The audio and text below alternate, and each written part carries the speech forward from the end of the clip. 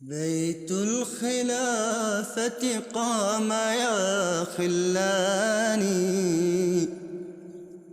صرح مهيب ثابت الأركان، حصن حصين لا يضام نزيله، فاسعوا بعزم صادق الوجدان. أعزائي المشاهدين، السلام عليكم ورحمة الله وبركاته. أهلا بكم في أنشطة أمير المؤمنين. يشرفنا أن نقدم لكم اليوم أبرز ما جاء في اللقاء الافتراضي الذي عقده حضرته مع عضوات لجنة إماء الله في بنغلاديش. كما سنلقي الضوء على اللقاء الذي أجراه السيد لوك رئيس تحرير مجلة Today مع أمير المؤمنين نصره الله، ولكن البداية ستكون مع اللقاء الذي عقده حضرته مع الطالبات والخريجات من عضوات لجنة إماء الله في بنغلاديش. السلام عليكم ورحمة الله.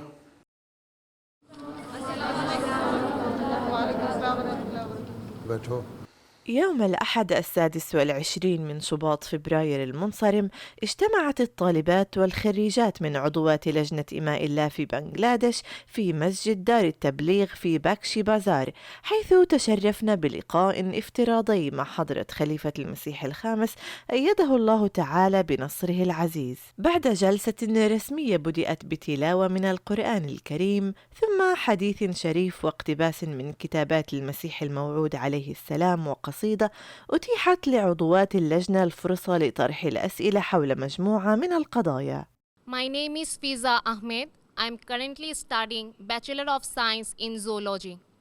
Huzur, I want to know how students can study the Holy Quran alongside their usual studies. How can we research the Holy Quran and science side by side? You see, being a Muslim, you should recite the Holy Quran daily. And while doing tilawat, you should also read the translation of it alongside. Then you will know what you are reading from the Holy Quran. And apart from that, you are studying zoology, then you try to find out the verses from the Holy Quran which are related to science and the existence of the human being and the life on the earth. Then you can study and relate those verses with your subject, and then this is how you can get more enlightened about your subject from the Holy Quran. So you'll have to give some time on this and read some commentaries on it. If you cannot read Urdu, there is only one detailed commentary, to some extent, detailed commentary of 5 volumes. So you can read the 5-volume commentary of the Holy Quran. And there are quite a number of articles and speeches and discourses by Muslim Maud. They have been translated into English. You can read those one. Then you should listen to the khutbahs of the Khulafas and their speeches as well. There you can also find out some related subjects, right? Chalo. We often write to you asking for your valuable advice, opinions, or decisions on various matters. But what should we do if the letter carrying your valuable suggestions doesn't reach us within the stipulated time? Then, in that case, you should just do whatever you feel better or appropriate for you. See, if the matter is about getting admission in some particular subject, and you are asking that should I get admission in this subject or not, or should I take these subjects in my bachelor's courses or master's courses, and you do not get letter on time, then whatever decision you make, you should make it on your own and just get the admission instead of wasting time and waiting for my advice to come to you. And if you receive letter later on and my opinion or my advice is different from that of what you have selected or you have done, then don't worry, just write to me that since my letter reached late to you and the time was short, this is why you had already selected the subject and you are doing now this thing. So I will say, okay, no problem, you can continue with this.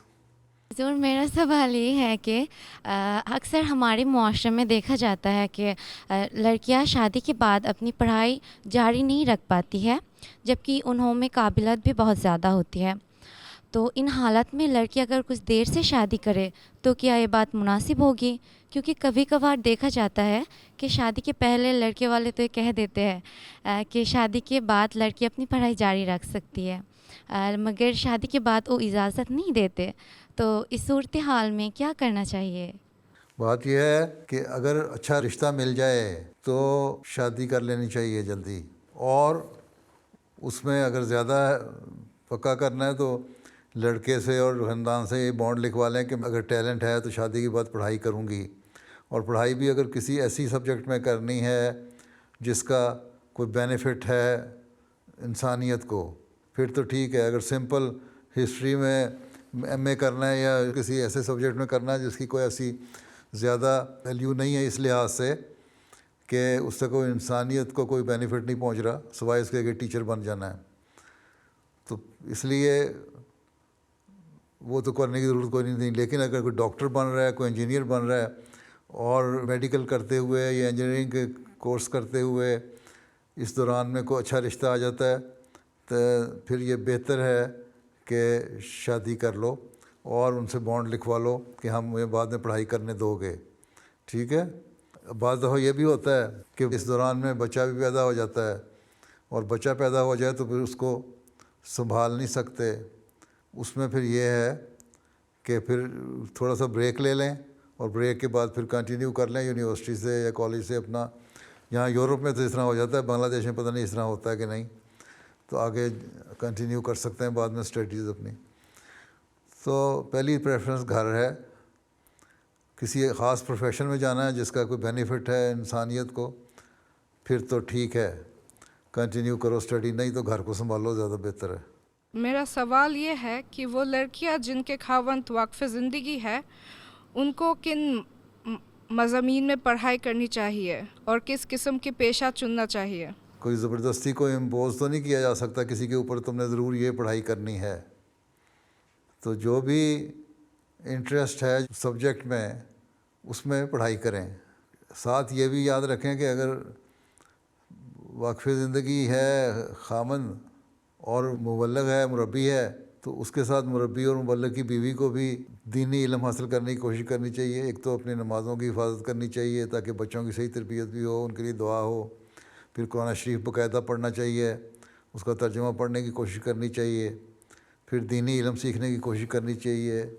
پھر اعلیٰ اخلاق ہونے چاہیے تاکہ جماعت کے ممبران کی، اگر مربی کی بیوی ہے تو وہ تربیت کر سکے. اگر وقف زندگی کسی اور پیشے میں ہے تو تب بھی دینی علم حاصل کرنے کی کوشش کرنی چاہیے، اعلیٰ اخلاق ہونے چاہیے.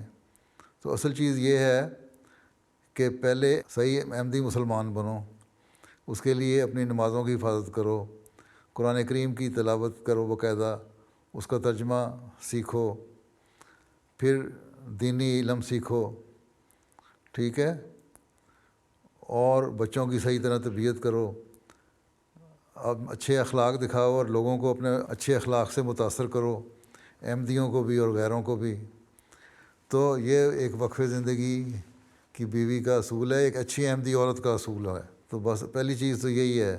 باقی کیریئر تو اگر موقع ملتا ہے کیریئر بنانے کا تو بنا لو، نہیں ملتا ہے تو گھر جو ہے وہ سب سے بڑی چیز ہے. وہاں رہ کے تو اپنے بچوں کو سنبھالو اور ان کی اعلیٰ تربیت کرو تاکہ ان کو اچھا احمدی مسلمان اور اچھا شہری بناؤ. ٹھیک ہے. جی حضور. My sister got admitted during her pregnancy. Due to delay in formalities, she was finally admitted to the ICU.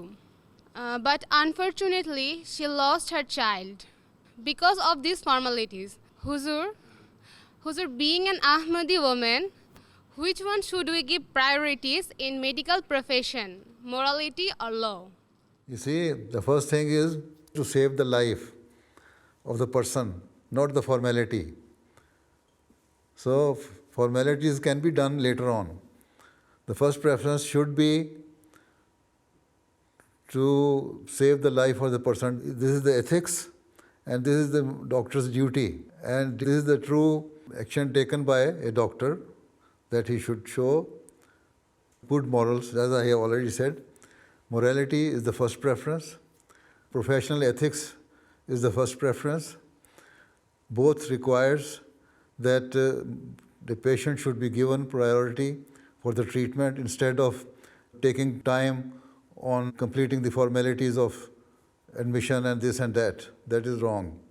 So those doctors who are after formalities and do not take care of their patient immediately and do not show sympathy to their patients, they are not doctors, they are butchers. So whatever they have done, it was wrong. The first preference of a doctor should be the value of a human life, not the formality of the administration. Then now time is over, and Allah Hafiz. Jazakallah. Assalamu alaikum. Assalamu alaikum wa rahmatullahi wa barakatuh. يوم الاثنين أجرى السيد لات بلايلوك محرر مجلة تري توداي مقابلة مع حضرة خليفة المسيح الخامس أيده الله تعالى بنصره العزيز، وذلك ضمن مقال سينشر حول الإسلام وكيفية تعليم الدين للشباب. وقد جرت المقابلة في مكتب أمير المؤمنين في إسلام أباد. I know, Your Holiness, that you yourself are a head teacher of a school in Ghana. I know that you are an educator yourself. I would love to hear something of the ways in which you practiced Islamic principles in the education that you were involved with as a school leader. That would be most interesting. Our schools are just secular schools, and all the secular subjects are taught there. Religious knowledge and Islamic religious knowledge. Even to your surprise, and it was also to my surprise, that when I went in one of our schools, only BK, Bible knowledge, was being taught there in that school, yes. Not Islamic religious knowledge. So when I went there, I started it. And quite a number of people were afraid of studying Islamic religious knowledge. So I told them that I will teach them. So I taught them whatever the prescribed syllabus was. And fortunately, the very first year, almost all the students had good grades in Islamic religious knowledge. And that encouraged other Christian students as well. So next year, they came to me that instead of taking Bible knowledge, they will study Islamic religious knowledge. So, see, this is how, if you are teaching them properly, they are encouraged. So, it all depends on the teacher as well. Otherwise, we should taught our school in an assembly, we shall start with prayers. And since it was a secular school, then Islamic prayers and Bible prayers as well. So more than 80% of our students in Africa are Christian students. They are not Muslims. Yeah. Even more than that. Yeah. We are very open. We start our assemblies with the prayers, Bible prayers and Islamic prayers. And this is how they liked it. And then they understand how open Islamic religion is. So, but it was not being done by Christian schools there. Even if a Muslim student enters a primary school, they will change the name of the student. They will give them Christian name. So, or in other way, those students or those peoples are baptized forcefully.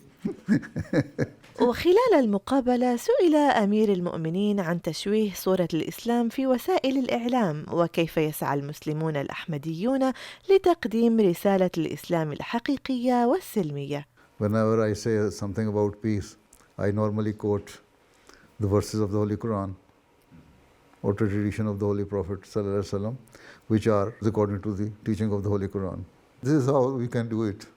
You see, if we are giving the true teachings of Islam, explaining the true teaching of Islam, and it is being portrayed by your actions as well, then this stereotype Islam will be removed, and this is what we have been doing. This is why quite a number of non-Muslims appreciate our actions. They say that your teaching of Islam is quite different, not only in here in the UK, in South America, in North America, in Africa, in Asia, everywhere. One thing is common among all the Muslims, that we believe in the Holy Quran and the Sunnah, and we try to practice all these teachings. And this is why we are not joining the extremist groups. We are not violating the laws of the land. We are always humble, and we try to create peace in the society. So you will have to set your own example. Only teaching cannot do anything. There are quite a number of good teachings. Even all the religions have good teachings, but they are not being practiced. وفي وقت لاحق من المقابلة سأل الصحفي أمير المؤمنين عن الاستدامة والقضايا الإنسانية مثل الجوع والفقر المدقع. You see, Allah Ta'ala has made this world. That is what we believe. And He is all merciful. He is the provider and sustainer of His creation. He says in the Holy Quran that He is the one who provides food to the animals and to you as well. So there is a potential here in this world to grow more food for the people, for His creation, whoever needs food. If we are disturbing the balance by cutting trees, climate change, and carbon emission, and so many other things, and we are not taking the remedial measures to correct whatever we have done to imbalance our world, then it is not Allah's fault. In Africa, there is a vast land which can be utilized for producing food for the world. There is a vast land in America even, in North America, South America, in Asia. If proper plan is made, and if we love each other, if we love our Creator and discharge our duty we owe towards each other, His creation, then there can be a consolidated plan and program to grow more food. We should try not to let any person die of hunger. But here what is happening? That if we have excess food, we throw it into the sea. We waste our dairy product. We waste our agricultural produce instead of giving to the hunger-stricken people in third world countries. So this is our lack of interest in helping the people of the world. If the rich countries, rich people are discharging their duties and giving their due rights to the deprived people, this is Islamic teaching, is to show sympathy to others and feed others. Islam doesn't say that there should be socialism. What it says that you must be careful in providing food to every person, to your neighbor. Islam says that your neighbor has the right. And the definition of the neighbor is it can extend up to the 40 houses. And neighbors are those who are working with you.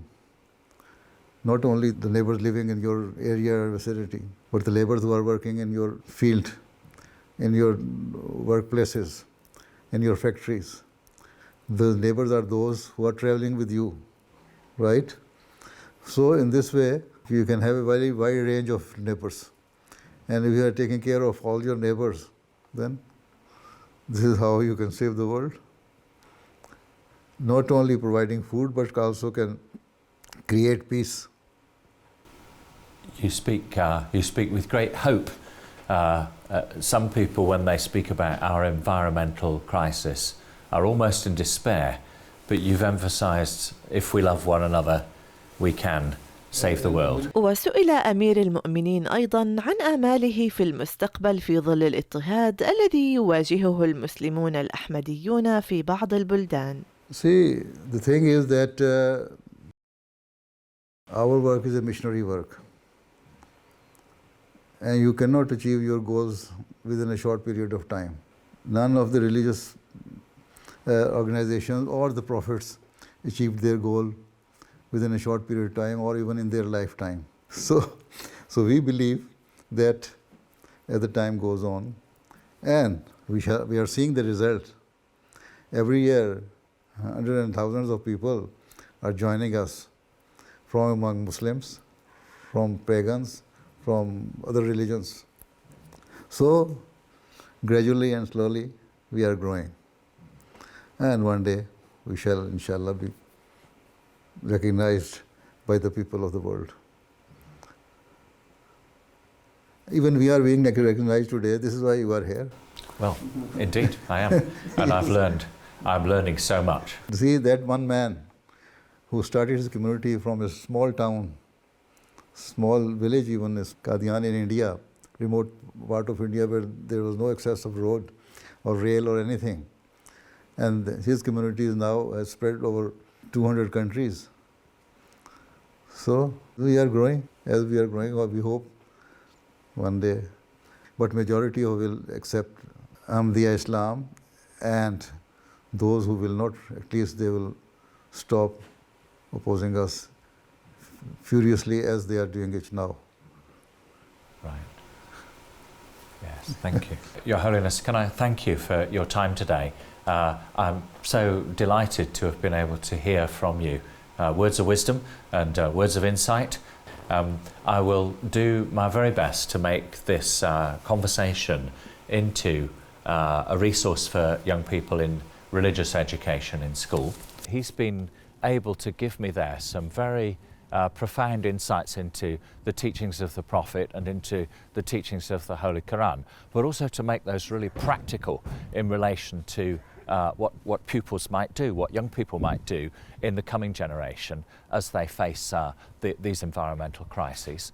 And then I've wanted to ask him about the work of Ahmadiyya Muslim communities in peacemaking, and he's had some tremendous examples to share there of how the Prophet's example of leading peacefully is translated into the contemporary world. And then I wanted to ask him as well about spirituality and the ways in which young people in particular perhaps can find their true humanity in the service of God. And he's spoken to us there, spoken very wonderfully about the importance for young people of finding their right relationship with their Creator. كان ذلك من بعض أنشطة أمير المؤمنين أيده الله تعالى بنصره العزيز من الأسبوع الفائت. ونختم نشرتنا بملخص لخطبة الجمعة الماضية التي ألقاها سيدنا أمير المؤمنين أيده الله تعالى بنصره العزيز. بسم الله الرحمن الرحيم. نقدم لحضراتكم ملخصاً لخطبة الجمعة الأخيرة التي ألقاها سيدنا أمير المؤمنين أيده الله تعالى بنصره العزيز من المسجد المبارك في تيلفورد في 3 من مارس آذار، حيث قال: لقد شرح لنا المسيح الموعود عليه السلام تعاليم القرآن الكريم لنقوم باستيعابها والعمل بموجبها. فكنز المعرفة الموجود في القرآن الكريم هو الذي يوصل العبد بالله تعالى، وليست هناك وسيلة أخرى لوصال الله تعالى ونيل قربه. يجب أن نعلم أنه لاستيعاب معارف القرآن لا بد من مبعوث مرشد من الله، والذي هو المسيح الموعود عليه السلام في هذا العصر، الذي جاء بحسب أنباء رسول الله صلى الله عليه وسلم خادماً باراً له، وقد ألقى نوراً ساطعاً على معارف وكنوز القرآن الكريم. ويقول المسيح الموعود عليه السلام: منذ أيام قليلة جاء برهمن آري إلى قاديان يدعى لي جهرام، وقال أن الفيدا كلام الله وليس القرآن الكريم كلام إلهي.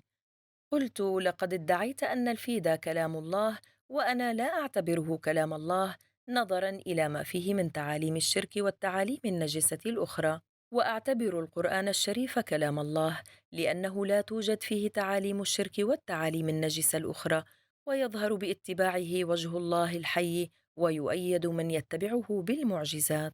ويقول المسيح الموعود عليه السلام عن تأثير القرآن الكريم على الصحابة: يتبين من إلقاء نظرة شاملة على زمن النبي صلى الله عليه وسلم الذي كان زمن صدر الإسلام، كيف أوصل تعليمه عليه السلام المؤمنين من الدرجة الأدنى المذكورة آنفاً إلى الدرجة العليا، لأن حالة معظم المؤمنين الابتدائية التي جاءوا بها كانت أسوأ من وحوش البراري أيضاً، وكانت حياتهم كالسباع، وكانوا متورطين في أعمال وأخلاق سيئة، حتى كانوا قد خرجوا من دائرة الإنسانية، وكانوا فاقدي الشعور حتى أنهم ما كانوا يعرفون أن أخلاقهم سيئة، أي تلاشى منهم التمييز بين الحسنة والسيئة. فإن التأثير الأول الذي تركه فيهم تعليم القرآن وصحبة النبي صلى الله عليه وسلم أنهم شعروا بأنهم عراة من لباس الطهارة تماماً، ومتورطون في قذارة سوء الأعمال، كما يقول الله عن حالتهم الابتدائية: أولئك كالأنعام بل هم أضل. ثم عندما شعروا نتيجة صحبة النبي صلى الله عليه وسلم المقدسة وتأثير الفرقان الحميد الطيب أنهم متورطون في سوء الأعمال تماماً، تحركوا إلى الأعمال الصالحة مستمدين القوة من روح القدس، كما يقول الله تعالى بحقهم: وأيدهم بروح منه. تلك كانت القوة الغيبية التي يعطاها الإنسان بعد الإيمان والصبر إلى حد ما، وبعد الحصول على تلك القوة لم يبقوا على درجة الشعور بعيوبهم وذنوبهم والنفور من رائحتها الكريهة، بل بدأوا يخطون خطوات حثيثة إلى الحسنات، حتى طوروا مسافة كمال الصلاح إلى النصف، ونشأت فيهم قوة لكسب الأعمال الصالحة مقابل الضعف، وبذلك حازوا حالة وسطية، ثم خاضوا في المجاهدات بالاستفادة من قوة روح القدس ليغلبوا الشيطان بأعمالهم الطيبة، فاختاروا ابتغاء مرضات الله مجاهدات لا يمكن للإنسان أن يتصور أكبر منها. لم يقدروا في سبيل الله أرواحهم حتى كالعشب والكلأ، فقبلوا في حضرة الله تعالى وبرأ قلوبهم من الذنوب كلياً، وألقى فيها حب الحسنات. وباتباع القرآن الكريم يصبح الإنسان مظهراً لصفات الله تعالى، وعن ذلك يقول المسيح الموعود عليه السلام: الذي يتبع القرآن الكريم ويبلغ الحب والصدق منتهاهما يصبح مظهر صفات الله تعالى بصورة ظلية. وكل ذلك يكون نتيجة تلك القوة والخاصية العظيمة التي نلاحظها في كلام الله القرآن الكريم. وتلك القوة والخاصية العظيمة لا توجد في أي كتاب آخر يعد كتاباً إلهامياً عند أي قوم. قد يكون سبب ذلك أن تلك الكتب قد أصابها التحريف والتبديل نتيجة مرور أزمنة سحيقة عليها، أو قد يكون السبب أن كلماتها لم تحرف ولكن شوهت معانيها، أو لعل سببه عائد إلى أن الله سلب البركات من الكتب السابقة كلها لرفع الفرقة في الزمن الأخير وجمع الناس من العالم كله على كتاب واحد فقط. وإلا ما السبب في أن الإنسان كما يستطيع أن يدخل في جماعة أولياء الله نتيجة اتباع القرآن الكريم والنبي صلى الله عليه وسلم الصادق، بينما لا توجد هذه المزية في تلك الكتب؟ لهذا السبب ينكر أتباع هذه الكتب كمالاتها التي يمكن أن تتسنى للإنسان في مقام القرب، بل يسخرون من الكرامات وخرق العادات ويستهزئون بها. ولكننا لا نستهزئ بهم قط، غير أن نظرة على حرمانهم تثير بكاءنا حتما.